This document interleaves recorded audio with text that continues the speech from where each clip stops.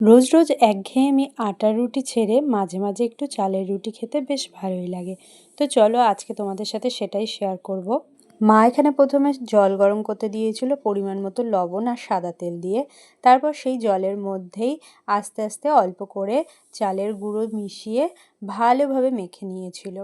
সমস্ত জলটার সাথে মিশিয়ে নিয়েছিল, তারপর 10-15 মিনিট মতো ঢাকা দিয়ে রেখেছিল। এরপর এটা একটু ঠান্ডা হয়ে এলে একদম আটা মাখার মতো করে মেখে নিয়েছিল। মেখে নেওয়ার পর তার থেকে লেচি কেটে মা রুটিটা বেলে নিয়েছে। তারপর একটা থালা দিয়ে গোল করে কেটে নিয়েছে, কারণ চালের রুটি একটু বেঁকা দ্বারা বেলা হয়, গোল হয় না। তাই সৌন্দর্য দেখানোর জন্য মা একটু কেটে নিয়েছে। এটা তোমরা করতে পারো, আবার নাও করতে পারো, কোনো প্রবলেম নেই। দেখো কি সুন্দর ফুলে ফুলে উঠছে আর কি সুন্দর সাদা হয়ে রয়েছে। আরও একটি রুটি তোমাদের সাথে শেয়ার করে নিলাম। এটাকে মা আর থালা দিয়ে কাটেনি, যেমন বেলা হয়েছে তেমনই ভেজেছে। এই চালের রুটি দেখতে যেমন সুন্দর হয়, খেতেও কিন্তু খুব সুন্দর হয়। খুব নরম হয়েছিল আমাদের রুটিগুলো।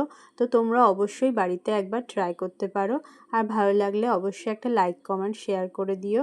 ধন্যবাদ। দেখা হবে আবার নতুন ভিডিওতে। আজকের মতো টাটা।